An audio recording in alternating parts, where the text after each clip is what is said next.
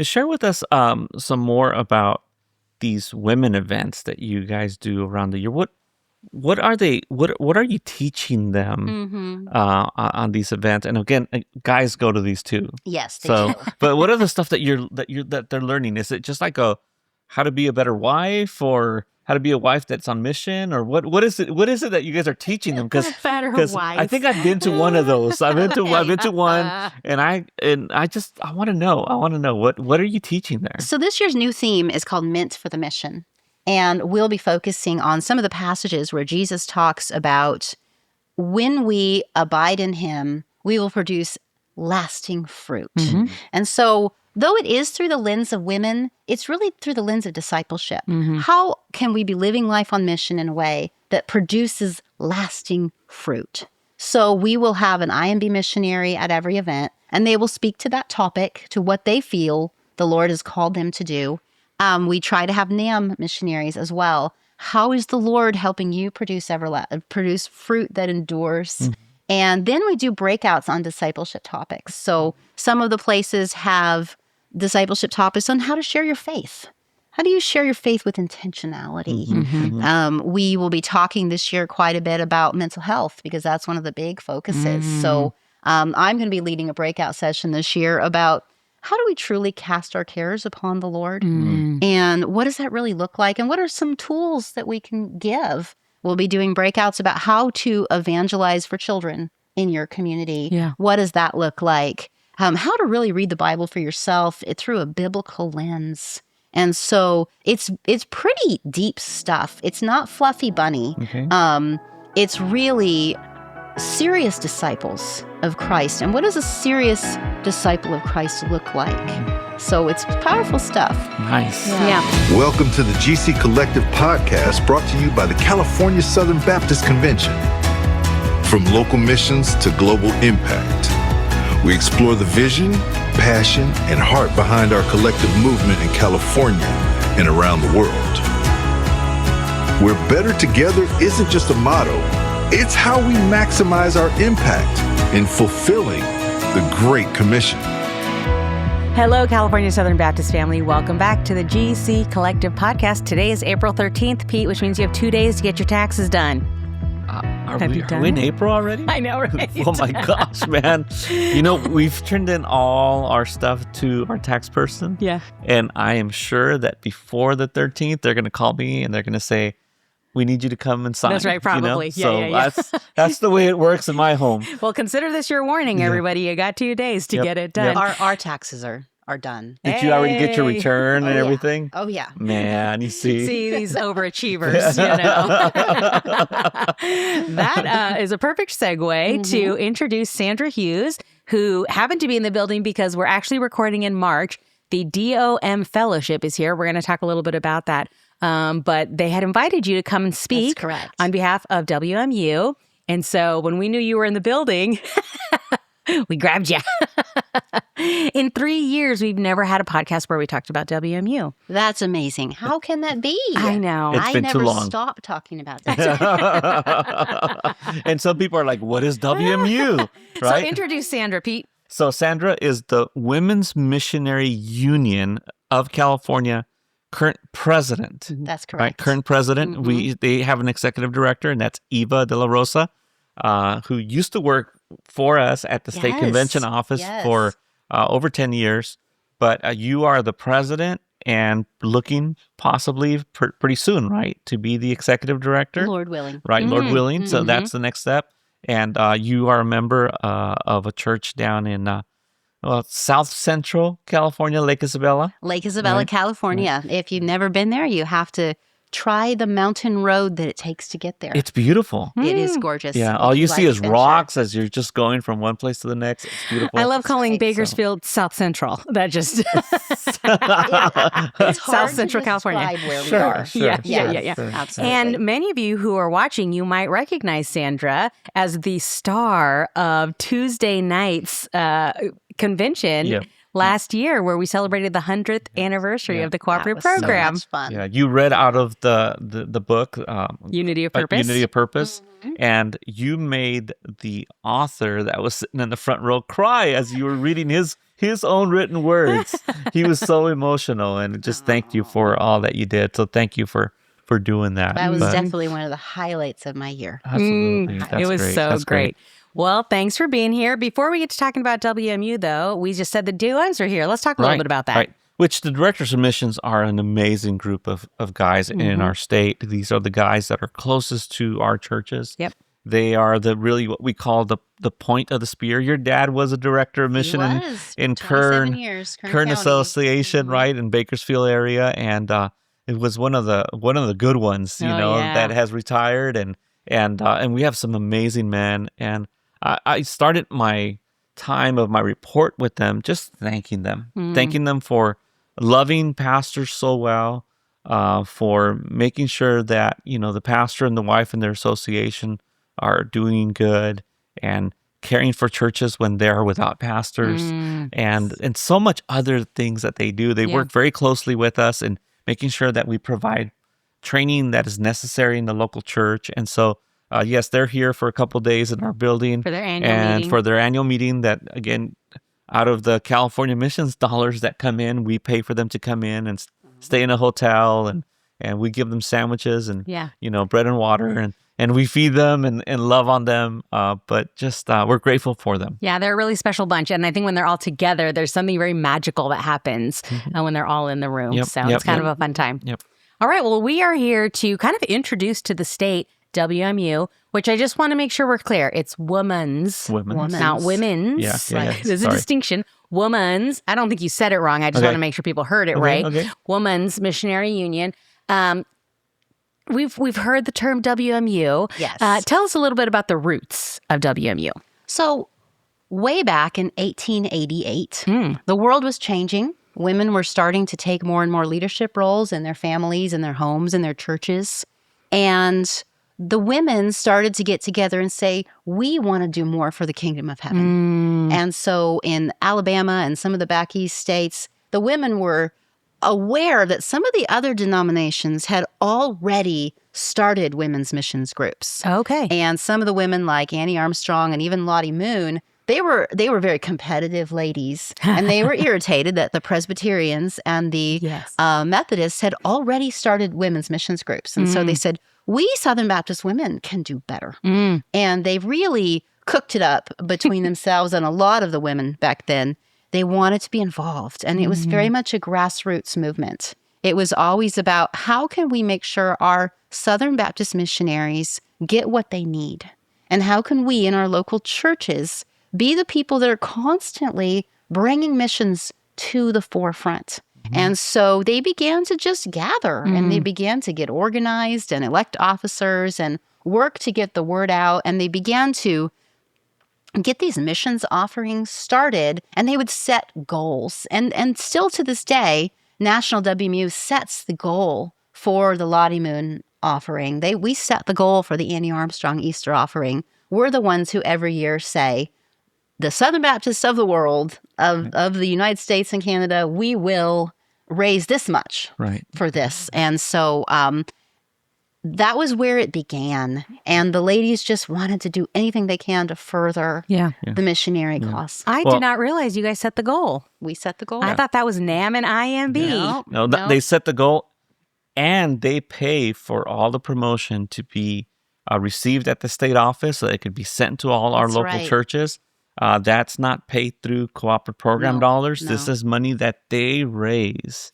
Okay, nobody at the national or at the state level receives cooperative program dollars. Correct. As a salary. Yes. As a salary, then they don't. Now the cooperative program dollars might be used to do some ministry, but for the most part, none of the cooperative program dollars is used by you all or the Lottie or Annie money. That's correct. National WMU is completely self-funded.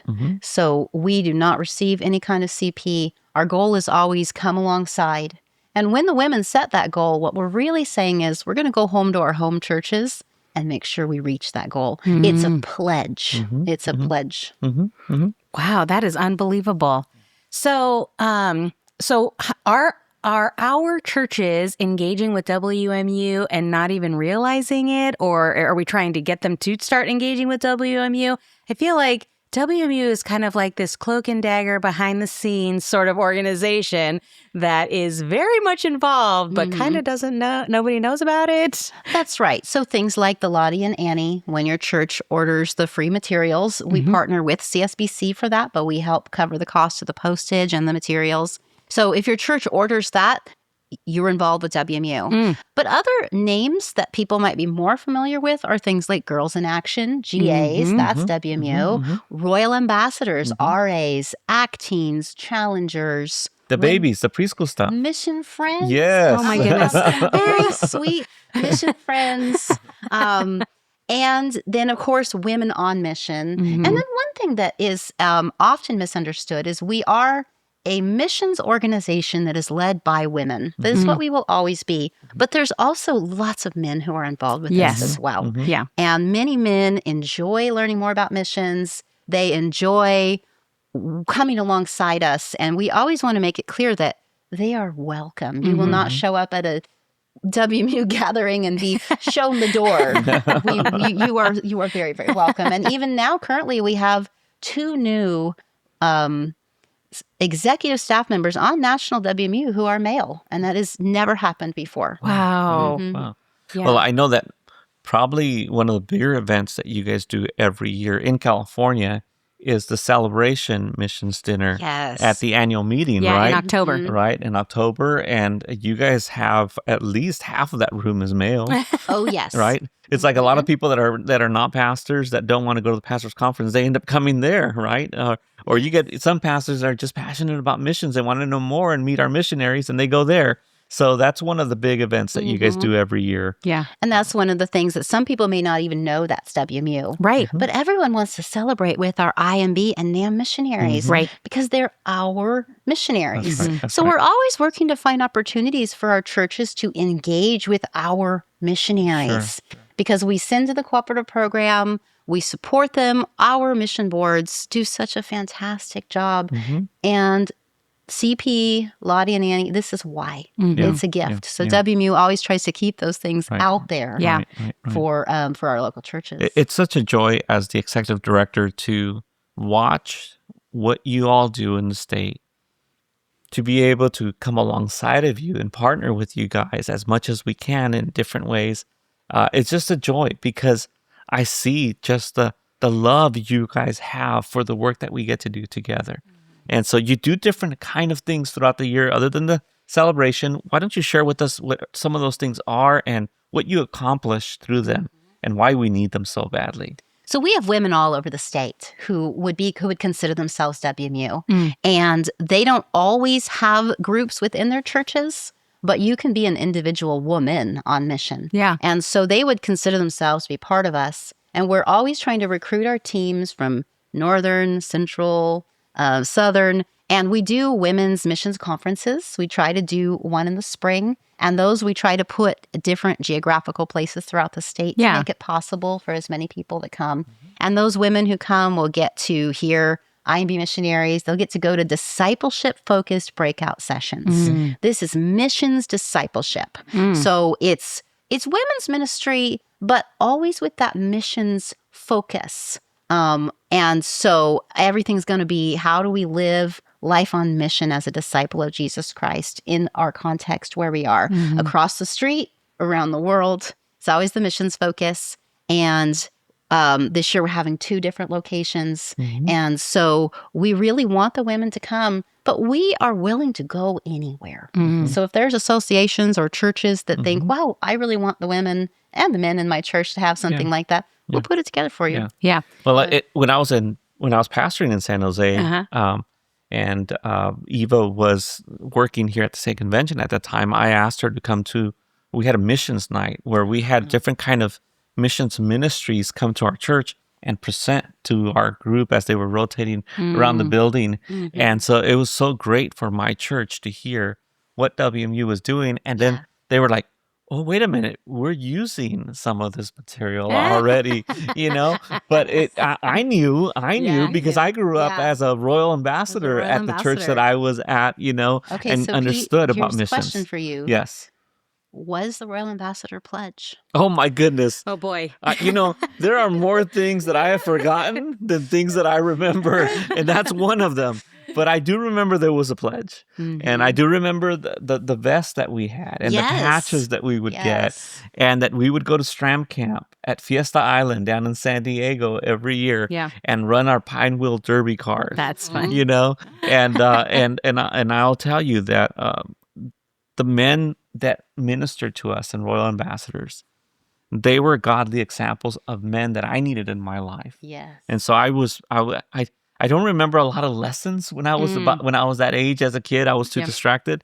But I do remember that we were ministered to by godly men, and I knew that we were doing something to do with missions. Yeah. Yes.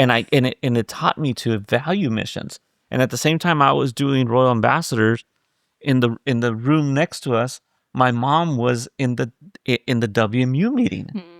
In the Spanish WMU meeting. Spanish WMU. So the materials are there in Spanish, right? Yeah. And she was committed to making sure that she, even though we had very little bit of money, we didn't have much money, she was committed to make sure that every year she was going to give her gift to the Lord during Christmas and give to the Lottie offering. And she put $5 aside every month and put it in a coat.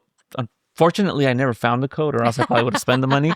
But she would put it in that coat, and every year she would take out her $60 and she would give that to the Lottie offering as I was growing up. And, that's what we were taught through these missions. Yeah.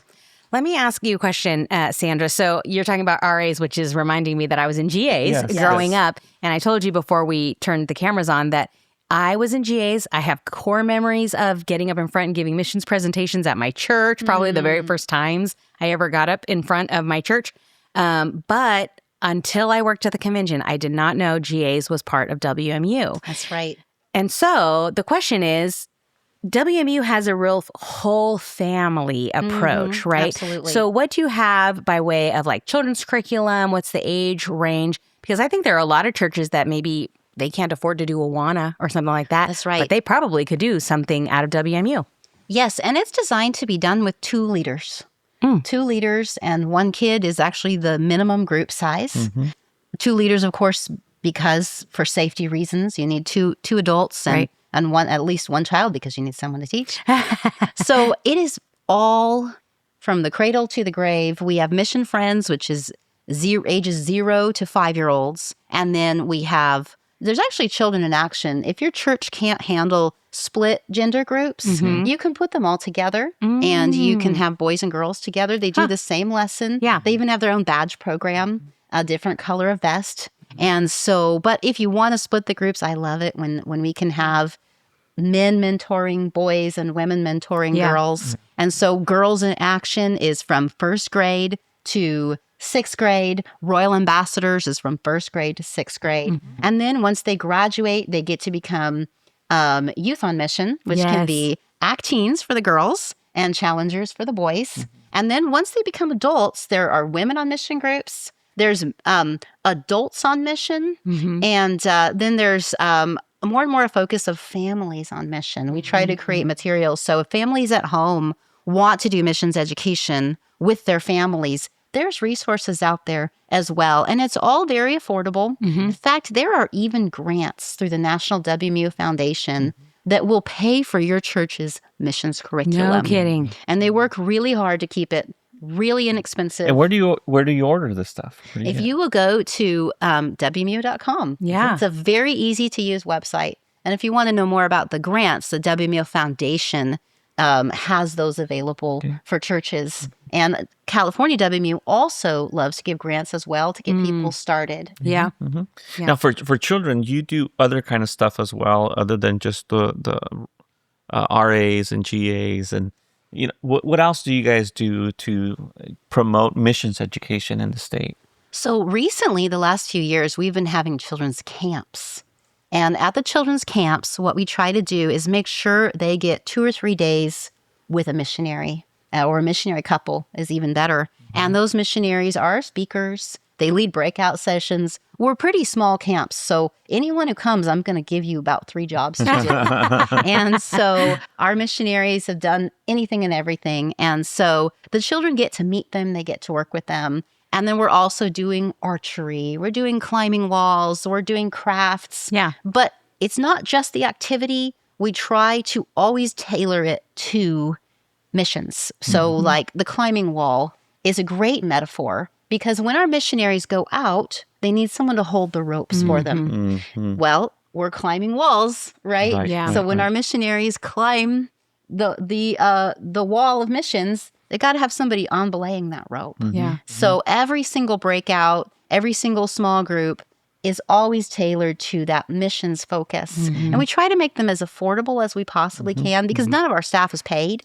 So there's no staffing. It's just the literal cost of food, shelter, and all that sort of thing. And so we try to make it really accessible for the churches, especially if they maybe cannot run a weekly program, but they still want their children to have access to our Southern Baptist missionaries. Yep. Well, I remember going to Stram Camp all those years, and there was always the missionary moment, and the missionary would come and speak about what they do in their ministry and their wherever they're at, and it was just so valuable for us to get that information and to know like these were our missionaries, and now we can pray for them, and now we get to go on the field with them, and so it's so much fun and just so important, really cool. Yeah. So on topic but off topic. The National Executive Director, Sandy Wisdom Martin, right, has announced her retirement, and they unveiled the names of those who would be on the search committee, and your name was on it. Tell us what that was like. I was so honored, and I was in my kitchen when I got the call, and I just sunk down to my knees. I was just, why? Because when you go to National WMU, to the January board meeting, it's amazing and encouraging how many incredible Christian women there are in the Southern Baptist life. They are smart. They are incredible. They love Jesus. They love missions from all over the country and regions as well. And so to be asked to be on this team of 6 other women handpicked by Connie Dixon, the National WMU president, was really humbling. And grace, I feel, was an act of God's grace in my life. That's awesome. Yeah, I just I saw that story come through from Baptist Press, and then we published the story, but I changed the title. Well, another thing you guys do with our missionaries is that I know you guys have programs to bless the children of the missionaries.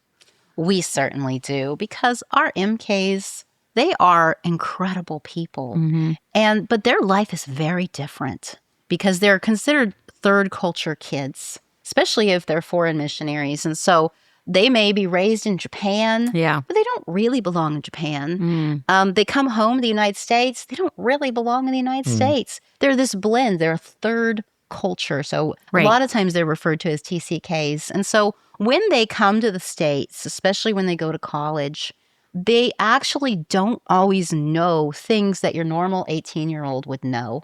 How to navigate a drugstore, how to get help when you need it. What are the expectations of life in the United States? So there is an MK reentry retreat that is sponsored by, I believe it's Alabama WMU, and it's all paid for by the state WMUs. But the families have to be able to get them there. And so anyone who is from California, we try to find out who they are, and we try to provide airfare scholarships so that if you are an IMB family you consider California to be your home state, then you can apply and say, would you at least cover the airfare so my child can go to the MK reentry retreat? And so we try to do that for them.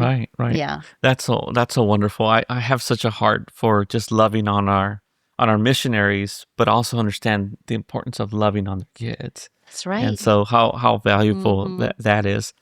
I'm curious, because you're clearly so passionate about missions and WMU ministry. What was happening in your life when you knew, like, this is where I am called to serve? This is my passion. I don't think I know that backstory. Well, it was a process. I was raised a GA. I was raised an MK because I was a DOM's daughter. And I loved missions. And I went to Cal Baptist, and I went on ISP trips, and I went to Istanbul, and my heart broke for the lost. And I told the Lord, I will go anywhere you want me to go. Yeah. But the Lord didn't really send me away from the United States. And I spent a lot of years wondering why. And I felt rejected. My heart said, maybe I wasn't good enough to be a missionary. Because I was like, God, I will go. I knew there were kids that were struggling against their call. And I was like, I'm not struggling. Yeah. You just tell me, where do you want me to go? But I never had a clear sense of call to a particular place. Some people would be like, I'm called to Central Asia. Yeah. Really? That's oddly specific. I was just like, I'm just sad for the lost, you know? And so I got married and I settled down, and I felt God's blessing on my life and my marriage with my wonderful husband, Anthony. And yet part of my heart always felt like, wow, God didn't want me. He didn't want me to be a missionary. And, but I would pray for the lost and be involved in missions at my church. And over time, what we began to learn, especially when my husband started taking Gateway Seminary classes, is that there is a whole breed of people called missions mobilizers. And these are people who love missions. We're the rope holders. But God doesn't necessarily send you. For every missionary, you need 3 rope holders who are willing to give generously and keep reminding their church, not shut up at all. Yes. Constantly be that person to go, are we giving to missions? And that became our role at our church. And I loved it. And then shortly after that, we had a missionary come. And, missionaries mess with your head. They have like those eyes where they bore into your soul. Yeah. And he met me and Anthony, and he was coming for a Children's Missions Day event we were hosting in our community. So we took him out to dinner, and we had him stay at our house, and we met him, and he looked at us and he said, why are you in California? Your husband is a physical therapist. You're a teacher, because I was a high school English teacher for many years. You could go anywhere in the world and be missionaries. Why are you still here? And I just said, I don't know. I mean, we've told God 1,000 times we'll go. And I felt that the Lord was doing a work in my life, but I didn't know what. And we both said, we'll sell everything. We'll go. And yet again, there was no confirmation from the Holy Spirit. And then I was continuing to work on Eva's team, because we'd gotten involved with coming to the California Southern Baptist Convention, which if you have never come to the California Southern Baptist Convention and you are a Southern Baptist in California, you need to see it. Soon. It will blow your mind. Soon, because we're selling this building, so they better come soon. Well, it meant like She means annual meeting. Oh, to the annual meeting. Yes. Okay. And I would get involved with Eva's team. And as I got more and more involved with that, and I began to realize that God was going to call me into more and more leadership with that, even I began to have some really serious conversations. And I just felt the Lord say, this is why I put you here. And actually, this is why I want you to stay here. Yes. You belong in California. Yes. You belong where you are. I want your husband to stay being a physical therapist. I want you to stay being a stay-at-home mom with your children and being involved in your community, because you guys are rope holders.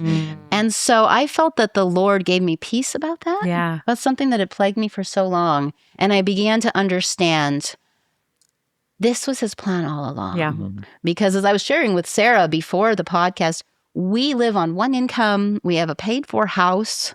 We have a lot of freedom for me to be a stay-at-home mom, but that means I get to volunteer at my church for free. Yeah. My husband gets to volunteer as a youth minister for free. I get to volunteer with California WMU for free. Yes. And not a lot of people have that kind of freedom. Right. Well, I hear that they're going to give you twice as much next year at your church for all the work that you do for free. So, but really, just that's a good word, being that rope holder, and just how much we really truly need that in so many of our churches, and we're losing a lot of those rope holders that understand who we are as Southern Baptists and the value of how we do missions together. Yeah. So I'm so grateful for the education piece that you guys provide. And really, Sandra, I'll tell you, I always knew I was going to be a missionary. And I know that the mission field God has called me to is the state that I was born and raised in. Yes. so that I may be that person that comes along the churches and strengthen the churches with whatever gifts and skills and anything else that God has put in my hands. Yeah. And so similarly, yes, you are the missionary here in California. Yeah. And you are for missionaries, and you're for the mission work that God has called us to do. And you're helping the churches in California to be on mission. And I believe that's what Paul did. I believe that's what we get to do, even though we might not have the title of a missionary. Yeah. So thank you for all that you do. Yeah. Thank you for on behalf of of us here, to all your team, because I know there's a group of There's a lot volunteers. of women. Yes, they're wonderful. And the work that you all do is just truly amazing. I know that there's these champion churches that work with WMU, and just I'm just grateful for all of you. Yeah. And I just want to invite you to, if you want to just talk to one of the cameras here specifically, I heard your report to the DOMs. Yes. And you were talking about that woman in your church who has a tenacity for missions. Yes. That woman or that pastor might not know that there is a place for her with WMU. So Yes, give our church absolutely. leaders the charge that they can reach out to you, right? So, pastors, church leaders, your mission is so important, and your focus a lot of times has to be your local congregation, because you're evangelizing the lost right in your own community. But a lot of times there may be people in your church that really have a strong heart for missions, and that may be like the little old lady who just will not shut up about Annie Armstrong or Lottie Moon. And she's always going to be the one that's like, Pastor, are we going to tell people who Lottie Moon is? And that woman needs a role because God's given her a passion. And so she needs to get involved with WMU if she's not already. That's really why we exist, is for those women, sometimes men too. And they need that grassroots. They need to be involved in that. And they can be the voice in your church that makes sure you don't forget in the midst of your busy, busy schedule to always be putting missions at the forefront of your congregation. But we do need you to help us contact her. I send emails. We have a very small but growing mailing list. We try to get the word out, and it goes through your inbox, and you don't always know what to do with it. And you may not even want the emails because you're busy. But if you know there's like this lady, please connect us with her, the missions lady. Yeah. It will help her get off your back. And it will make sure that we're connecting with her. And then we can make sure that she is finding that place within the greater SBC role. And she can fulfill that missions passion that she has. I love it. All right. So WMU, missions education, missions resourcing for the church. right. Okay. That's right. Perfect. Well, this was educational for me, and I don't know if I should be embarrassed about that. But thank you so much. We always end with a funny story. All right. So as many of you know, Grant Bennett is my older brother. And growing up with Grant was a kick. He is funny and creative. And as the older brother, he was always the leader of the pack. Okay. Some of you might not know, I have an identical twin sister. And so it was Grant and the girls. Oh. And every single scar I have on my body is Grant's scar. And Grant was intensely creative. And when he was growing up, he did not want to be a pastor. He wanted to be a movie special effects guy. Oh. So he learned all about makeup. And he wanted to make his own movie mask. So one year, he was probably 11 or 12, he got a box of plaster of Paris. Oh, no. Oh, no. Oh, yes. And he covered his face in it and put straws up his nose. At least he thought that far. And let it dry on his face. Oh, no. And it began to burn his skin. Oh, my gosh. Don't put plaster of Paris on your skin. My. It says so on the box, but we ignore that. And I remember him having this thing now stuck to his face, burning him. Oh, my gosh. And he finally decided it was set up enough. He pulled out the straws. He had to pull it off. It took off a layer of skin and his eyebrows. Oh. He had Oh my gosh. Oh. Oh my golly. But he did make his mask. Oh. He got some latex that you make masks out of. Yes. He poured it in, and then he made a mask of his own face, which sat in his room for years and years and years. I think we finally threw it out. He paid the price, but I'm glad he got it at least. And his eyebrows grew back, as did his skin. Oh my gosh, so man. You see? That's my Grant story. That's like running away from the Lord and being swallowed by a fish almost. He should have just been a pastor from the very beginning. It was inevitable. He just really tried. Oh, my goodness. You're a sweet mom. Oh, my goodness. Oh, my gosh. I think that's the most painful, funny story that I've heard. That is the most painful, funny story. Yeah. Thank you for sharing a story about your brother. My brother. Those are our favorite. All right. Well, thanks again for being here and for all that you do to support missions in the state and in the nation.